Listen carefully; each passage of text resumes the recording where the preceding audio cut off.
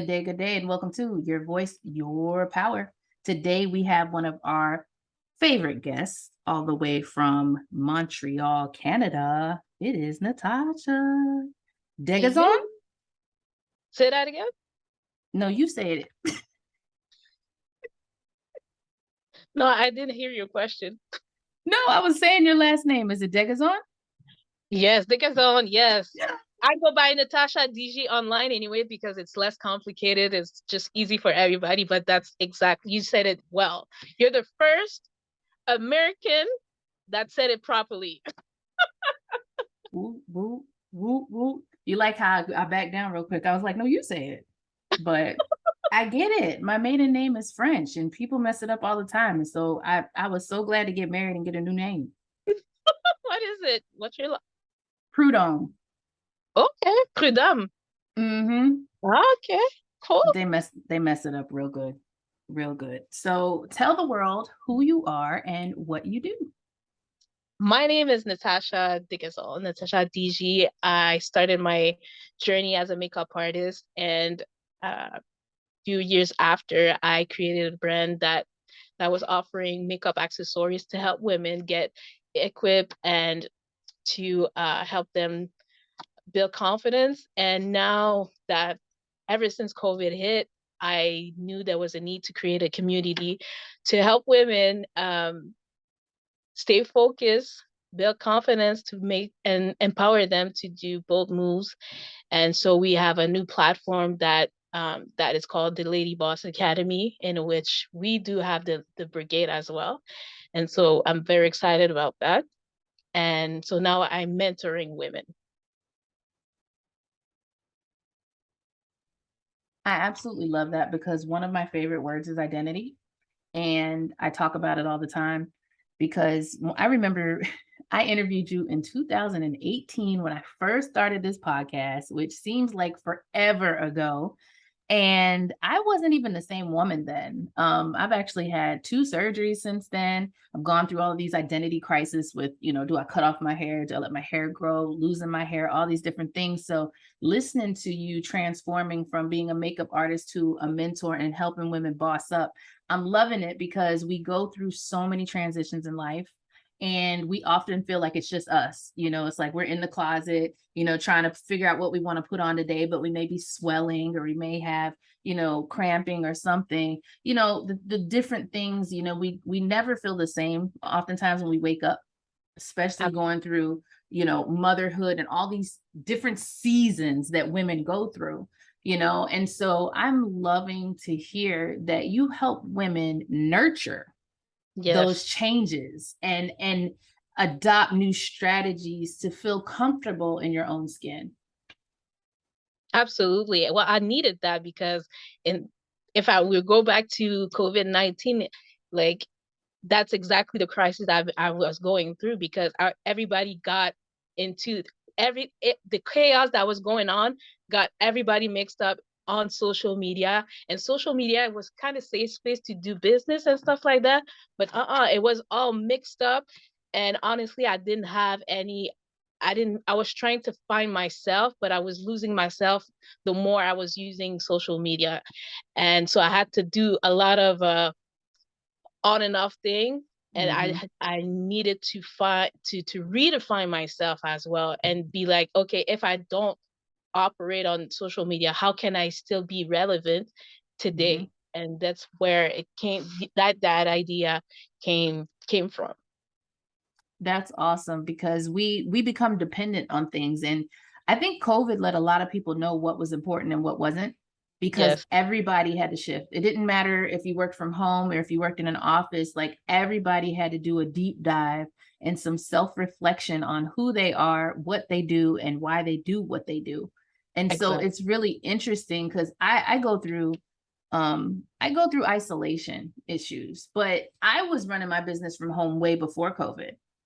And I keep telling everyone that I would love to have a job outside of the house. And they say, why would you do that? Well, because when you don't have social interaction, it is depressing.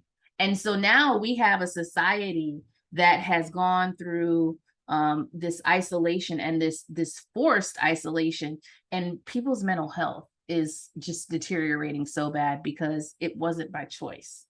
Mm-hmm. So I'm listening to you and creating these organizations and communities where people are able to have these conversations, you know, and really take time to process their feelings. I think this is extremely important. Absolutely. And it's about exchanging, and I have like somebody that is open to listen as well. Because Mhm. at the beginning, we were living in a fast-paced society, and we didn't took the time to listen. Mhm. And now that we are more, uh, the way we are right now, we're more pushed to be like to slow down and to be more aware of where we who we are with and our environment, I guess. Yeah. And I think we have to be more intentional about that because we probably were really laissez-faire, like, you know, we just went with the flow and was like, oh, but I think if anything, it taught us that time is not promised Exactly, and you can't take anything for granted. for sure. So we might as well be intentional about what we do, how we do it, when we do it, where we do it, and all that good stuff. So tell me more about this Lady Boss Academy. This LadyBoss Academy, my little baby that I'm just launched. It's very fresh, and but I'm super excited to be launching that app. It's an app, but it's just a community for real of women that's going to support them. So we have weekly meetings to catch up and to discuss if there's any issues that we can be together and just discuss it. It could be anything, and just as a group find a solution. So we talk about as well beauty, lifestyle, and most of all the something that I really like to talk about, it's mindset, Yes. because we are women. We tend to be very, we let our emotions be the We're how can emotional I say, creatures. yes, we're well two emotional creatures, and sometimes we have to take those out to make better decisions. And so mindsets for me is definitely something that I wanted to include in that academy. I think it's interesting because just recently I was reading something that said something about lead with your mind, not your heart. And years ago, I would contest that. But now I understand why that is important because I have made a lot of decisions based on emotion Mm, and not necessarily logic. And I can teach it with the best of them, but I am the worst client. I can know what's right and I can know the truth, but until I'm ready to accept it, I don't implement it, which is horrible. And now I can say that my professional maturity has caught up with my knowledge and now they're intertwined and I'm making better decisions. But I always speak with that vulnerability because a lot of times we can identify things. Doesn't mean that we always act on it, exactly. you know. And so I know a lot of women don't do the mindset work. They may do the self-study work, but that's a secret way of not forcing yourself to act on what you know. And so I challenge women today on this call, on this episode, get coached up, be held accountable because I I remember when all this mindset coaching started and people didn't understand why it was important. You can know all the things in the world, but if your mind is not right, none of it will matter. Absolutely. So tell us how you help women intertwine beauty, lifestyle, and mindset, and why Lady Boss Academy and also Lady Boss Brigade explain the difference, the benefits, and the features of these two offers. Well, the thing is that in my experience as a makeup artist, people like to they hire us to make them look beautiful for one day, for one special occasion, but it's just for one day. The next day, once the makeup is gone, it's like they are back to their regular self. And it and it's I find it very sad to do those things on special occasion. I put makeup on myself not to feel good. I that's for me. For me, it's a tool, and it's not because I'm a makeup artist. It's just because I needed to nurture that part of myself that needs to feel confident and well put. And for me, it's a value for me. And so the brigade is just for people that wants to that invites people to have questions, because there's too much there's a lot of stuff going on online. And but the fact that you're joining a community that has the same issues that as you, it makes you feel that you're less isolated. You create connections, you make new friends, and then you get a blueprint of how I should like and how I should cultivate that nurture space. And it's funny, there's one thing that I've seen on Facebook, that says there's a lot of women right now that are who are asking, how can I be in my feminine energy? When your feminine energy is the most natural, it's your natural self. And it's just funny how we feel disconnected. So Mm-hmm. that's one thing that I'm teaching, that I'm bringing into that brigade. The Lady Boss Academy, there's courses, there's documents, there's more resources.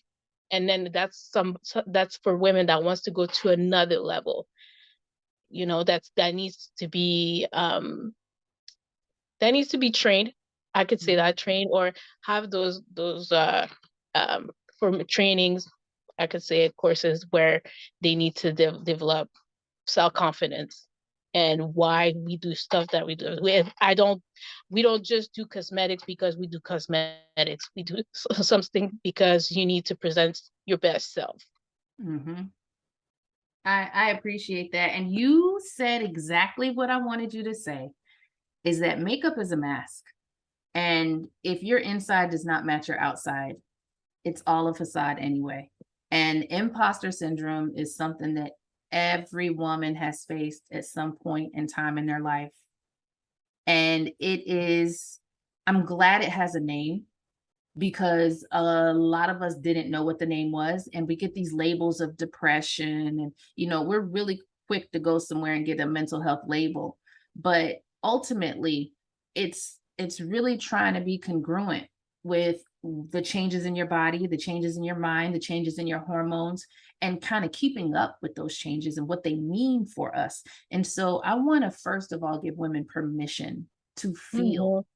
because a lot of times we feel like we're not allowed to feel, but you are absolutely allowed to feel and nurture your feelings, get in tune with them so that you know how to communicate what you're feeling to people like you, and to experts and others that are helping you be your best self. And I think that that's something that we need to talk about more often, is that it's okay to feel. Yes, we talk about mindfulness, we talk about mindset, we talk about all of these things, but you have to embrace those feelings and get in tune with what it means, because a lot of times it has to do with our intuition. We're being told these things, that something's not right with your body, or something's changing or whatever. And we're constantly trying to put up a makeup to mask what's happening, and we're trying to change our clothes and our hair color to mask what's happening on the inside. But we need to be transparent and authentic, and really walk in our true feminine power. As you mentioned, I was like, I like that. How can I embrace my feminine energy? And it's just be you. Absolutely. I think it sounds simple, and we can tell women that all day long, but their question is how. But you offer that in your in your academy, and you are also working on a what? A book. Uh, I love it. I love it. I love it. And tell me, what is this book about? This book is called is titled "Breaking Out of the Boxes: The 8 Pillars of Becoming Femme Fatale."